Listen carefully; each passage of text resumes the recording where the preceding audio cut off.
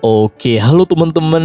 Kita berjumpa lagi bareng aku, Raffi Sekli. Selamat datang di channel ini. Channel yang aku bentuk khusus untuk meringkas alur cerita isi komik dari berbagai negara yang tentunya menarik untuk kita ringkas. Sesuai judul video, seharusnya kalian sudah tahu apa yang aku ringkas untuk pembahasan video ini. Yaps, aku akan meringkas sebuah komik remaja yang sangat menarik untuk kita simak. Dan mungkin ada beberapa dari kalian yang sudah pernah membaca komik ini, karena memang booming atau terkenal pada masanya. Komik yang aku maksud adalah Dogo, dengan Min sebagai autornya, namun ilustrator atau yang menggambar itu adalah Baek Sung Hoon, bukan Baek Sung Joon ya.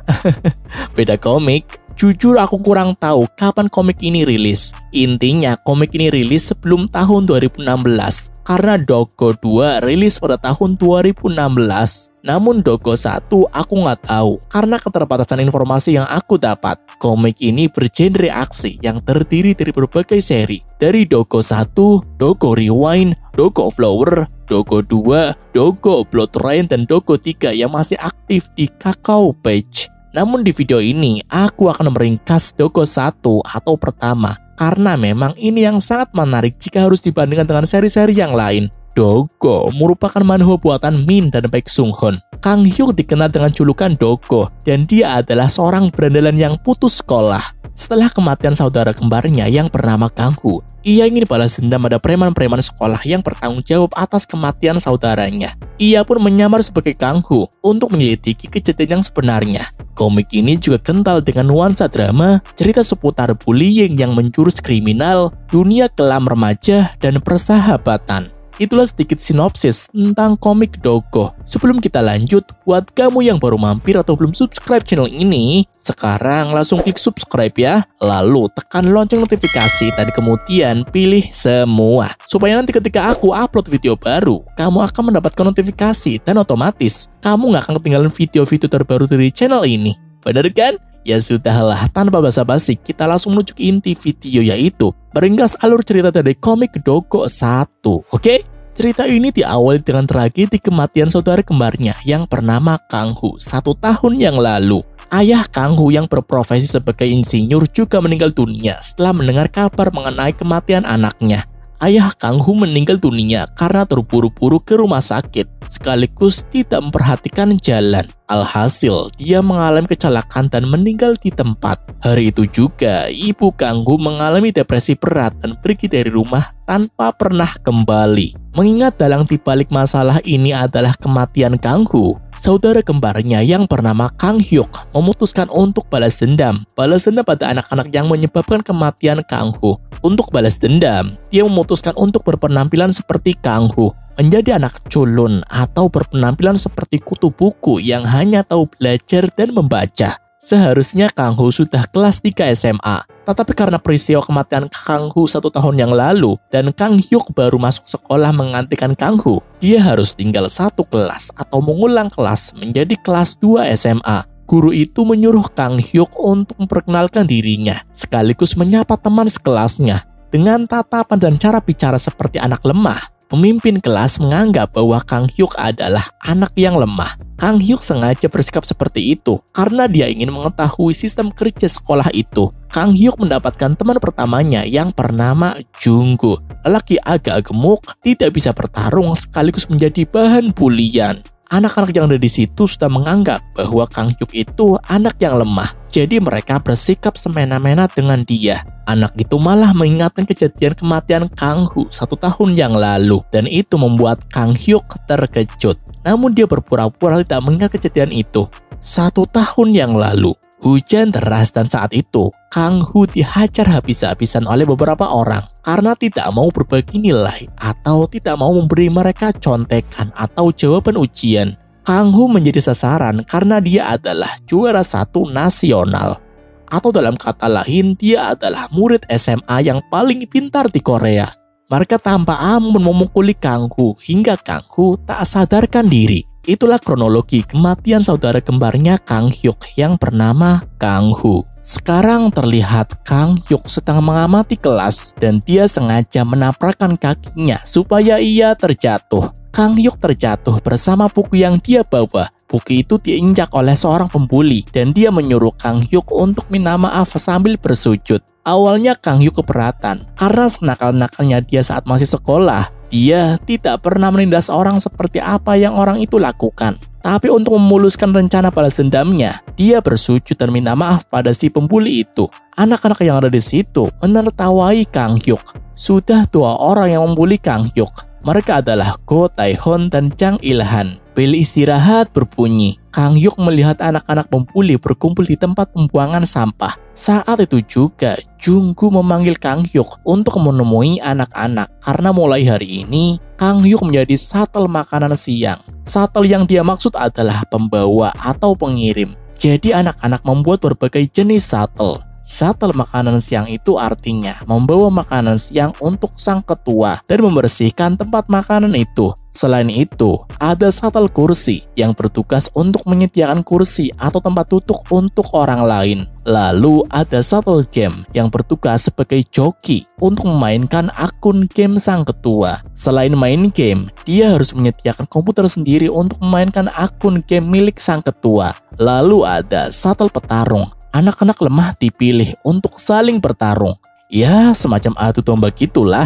Lalu ada shuttle wifi yang bertugas sebagai penyedia kuota internet unlimited untuk sang ketua. Lalu ada shuttle PR yang bertugas untuk membuatkan PR sang ketua. Ada juga shuttle uang yang bertugas sebagai bank berjalan. Lalu ada shuttle tas yang bertugas untuk membawakan tas. Lalu ada shuttle buku yang bertugas sebagai penyedia buku pelajaran jika sang ketua tidak membawa atau lupa membawa buku sekolah. Selain yang aku sebutkan tadi, masih banyak shuttle-shuttle yang belum aku jelaskan. Ya memang gak ada keterangannya sih. Itulah jenis-jenis shuttle yang ada di SMA Taishan. Waduh, kompleks juga ya sistem sekolah yang ada di SMA Taishan. Bener kan? Sebenarnya yang menjadi shuttle makanan siang itu Junggu. Tetapi sekarang itu tugasnya Kang Hyuk. Dan Junggu membantu menuntunnya supaya tugasnya tidak keliru. Mereka berdua berlari ke kantin untuk mendapatkan makanan karena sistem kantin adalah siapa cepat dia dapat. Saat hendak mengambil makanan, Junggu menabrak seorang murid kelas 3 SMA yang bernama Park Han. Kedepannya, Park Han akan menjadi tokoh penting dalam misi balas dendam Kang Hyuk. Dalam artian, dia bukan pembuli, makanya dia tidak marah atau memukuli Junggu saat dia menabrak dirinya. Setelah berbicara dengan Junggu, akhirnya Kang Hyuk tahu nama ketua kelas 2. Dia bernama Sung Han. Orang yang bernama Sung Han datang dan memukuli Junggu karena makanannya belum disiapkan. Sekarang Junggu dihukum mengangkat kedua tangan. Para gadis pun melihat nasib malang Junggu. Sebenarnya murid laki-laki dan perempuan itu dipisahkan, tapi mereka bisa bertemu atau saling mengobrol saat jam makan siang atau kegiatan ekstrakurikuler. Bel pulang berbunyi dan para murid pulang ke rumah masing-masing. Saat itu juga seorang gadis menghampiri Kang Hyuk dan langsung memeluknya. Kang Hyuk berbicara dalam hati bahwa dia tidak menyangka seorang Kanghu yang culun itu mempunyai pacar atau teman perempuan. Gadis itu bernama Seo Yeran. Dia bersikap ramah pada Kang Hyuk dan mengingatkan bahwa dia akan selalu di sisinya. Sesampainya di rumah, Kang Hyuk menulis nama-nama anak pembuli atau yang berhubungan dengan pembulian dan menulis aktivitas mereka di dinding rumah menggunakan spidol hitam. Keesokan harinya, para shuttle laporan pada sang ketua yang bernama Sung Han. Saat giliran Kang Hyuk sebagai shuttle makanan, dia bersikap masa bodoh. Namun karena misi balas dendamnya, dia membuang egonya dan menghadap ke sang ketua dan 2 pembuli lainnya. Saat itu juga, Kang Hyuk ditendang, ditampar, dan dipukul menggunakan sepatu. Karena bel pelajaran sudah berbunyi, mereka melepaskan Kang Hyuk.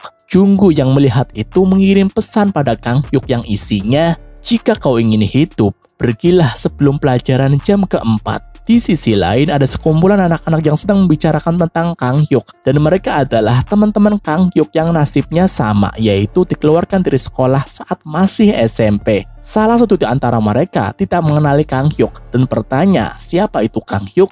Anak itu menjawab bahwa Kang Hyuk pernah mengalahkan 30 orang sekaligus. 30 orang sekaligus saat masih kelas 3 SMP. Bukan satu persatu, tetapi sekaligus. Gokil kan? Kembali ke SMA Taishan. Terlihat si pembuli itu menyeret Kang Hyuk ke tempat pembuangan sampah hendak memukulinya. Walaupun Kang Hyuk berteriak, anak itu tetap menendang Kang Hyuk dan menjelaskan bahwa tidak akan ada yang bisa mendengarkan teriakan dari Kang Hyuk. Mendengar ucapan itu, Kang Hyuk sangat marah dan saat itu juga ia memperingati anak itu untuk berhati-hati. Sementara itu, Junggu menemui gadis yang bernama Seo Yeran untuk membicarakan tentang Kang Hyuk.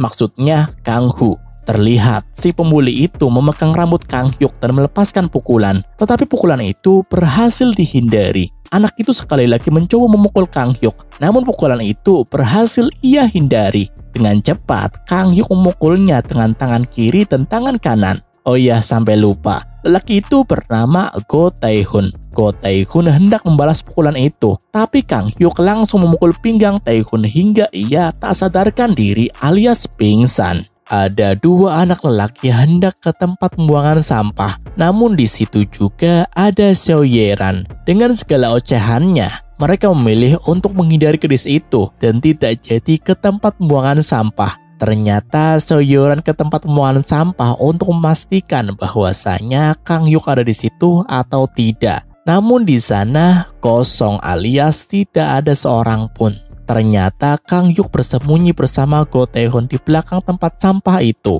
Memastikan Kang Hyuk tidak ada, Seo Yeran kembali ke kelasnya. Di kelas, mereka berdua membicarakan tentang Go Tae-hun. Mereka mengira bahwasanya Tae-hun menghajar Kang Hyuk habis-habisan. Di sisi lain, Kang Hyuk yang sedang merokok itu membangunkan Go Tae-hun. Ternyata Kang Hyuk ingin menjadikan Go Tae-hun sebagai mata-mata untuk melaporkan aktivitas preman-preman yang ada di SMA Taesan.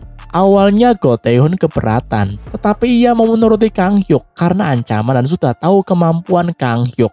Mereka berdua pun merokok di situ sambil membicarakan tentang markas preman kelas 1, kelas 2, dan kelas 3. Kelas 1 belum diketahui. Kelas 2 markasnya di tempat pembuangan sampah. Sedangkan kelas 3 markasnya di atap sekolah. Go Tae-hun juga menceritakan tentang ketua-ketua yang ada di SMA Taesan. Di setiap kelas terdapat 2-3 ketua. Total keseluruhan sekitar 120 ketua. Go Tae-hun juga menceritakan tentang bodyguard ketua, yang mana julukan bodyguard itu sangat kuat untuk bertarung. Jumlah bodyguard di SMA Taesan berjumlah 20 orang. Kang Hyuk meminta untuk merahasiakan ini dan menganggap bahwa Kang Hyuk itu anak yang lemah jika di hadapan anak-anak yang lain. Terlihat Junggu dalam bahaya karena identitasnya ketahuan sebagai mata-mata dari Seo Yeran dan dia dihajar habis-habisan oleh Hwang Sung-han tanpa ampun. Kang Hyuk yang tidak tahu apa-apa menyuruh Go Tae-hun untuk menanyakan kronologi kenapa Junggu dihajar sama Sung-han, dan anak itu menjelaskan bahwa Junggu sudah menjadi mata-mata dari gadis kelas 3. Beruntung guru datang dan menghentikan aksi dari Hwang Sung-han. Junggu dipulangkan untuk beristirahat di rumah. Sedangkan Hwang Sung-han dan temannya yang bernama Jang Il-han disuruh ke ruang BK. Sepulang sekolah, ada seorang lelaki memanggil Hwang Sung-han untuk menanyakan keberadaan Kang Hyuk. Namun Sung-han berpura-pura tidak mengenalinya. Mengetahui bahwa Kang Hyuk sedang dicari oleh seorang lelaki yang terlihat sangat kuat dan sangar, dia memanfaatkan itu untuk mengancam Kang Hyuk. Di sisi lain, Junggu sudah berada di rumahnya dan dia langsung menangis di pojokan. Hampir jam 10 malam, Sung-han mengirim pesan pada Junggu yang isinya adalah, "Sampai besok naikkan magiku ke level maksimal. Kalau tidak, ku bunuh kau." Sekarang Kang Hyuk berada di rumahnya dan ia sedang menulis aktivitas yang ada di SMA Taesan. Saat jam belajar dimulai, Junggu tidak masuk sekolah dan Hwang Sung-han juga tidak masuk. Hwang Sung-han tidak masuk itu wajar karena dia sering bolos. Tapi Junggu itu tidak wajar. Ternyata Junggu sudah mengakhiri hidupnya dengan cara bunuh diri. Polisi pun datang ke SMA Taesan. Kang Hyuk menyesali perbuatannya karena tidak segera menolong Junggu. Terlihat kepala sekolah dan polisi sedang berunding tentang kematian Junggu. Melihat mobil polisi, seorang lelaki yang memakai sweater hitam memberi perintah pada seluruh anak buahnya untuk berkumpul di atap sekolah.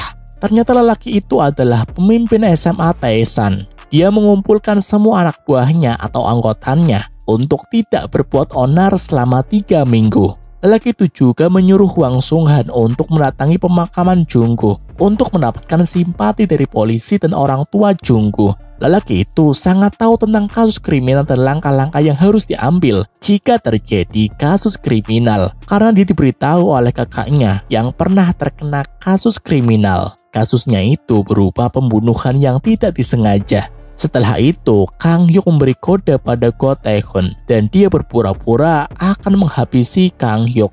Jang Il-han mencoba menghentikan Tae-hun karena tidak boleh berbuat onar selama 3 minggu. Namun dia menghiraukan ucapan dari Il-han dan tetap menyeret Kang Hyuk ke tempat pembuangan sampah. Di tempat itu, mereka berdua merokok sambil membicarakan soal pengumuman yang tidak boleh berbuat onar selama 3 minggu. Lelaki yang memberi perintah tidak boleh berbuat onar selama 3 minggu sekaligus pemimpin SMA Taesan bernama Lee Tae-hyun. Go Tae-hun menceritakan tentang perbuatan Lee Tae-hyun pada Kang Hyuk. Dulunya, SMA Taesan tidak ada sistem preman sekolah.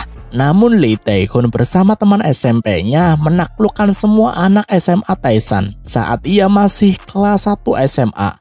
Iya benar, dia bersama teman-temannya mengalahkan kelas 2 dan kelas 3. Saat Lee Tae-hun kelas 2 SMA, dia membuat sistem ketua yang sekarang sedang diterapkan. Bisa dikatakan, SMA Taesan sudah sepenuhnya dikendalikan oleh Lee Tae-hyun. Semua informasi tentang preman sekolah sudah diberitahu oleh Go Tae-hun dan mereka berdua kembali ke kelas. Sekarang terlihat Kang Hyuk menyeret Hwang Sung-han ke tempat yang sepi. Kang Hyuk menyuruh Sung-han untuk mengakui semua perbuatannya pada ayahnya Junggu. Namun dia mengabaikan ucapan dari Kang Hyuk dan menyerangnya. Tentu saja serangannya dengan mudah dihindari sekaligus melakukan counter attack berkali-kali. Hwang Sung-han tidak menyerah untuk menyerang Kang Hyuk. Namun semua serangannya dengan mudah dipatahkan dan setelah itu menyerang Hwang Sung-han hingga ia tidak punya tenaga untuk berdiri. Setelah itu, Kang Hyuk mendatangi pemakaman Junggu dan menceritakan pada ayahnya Junggu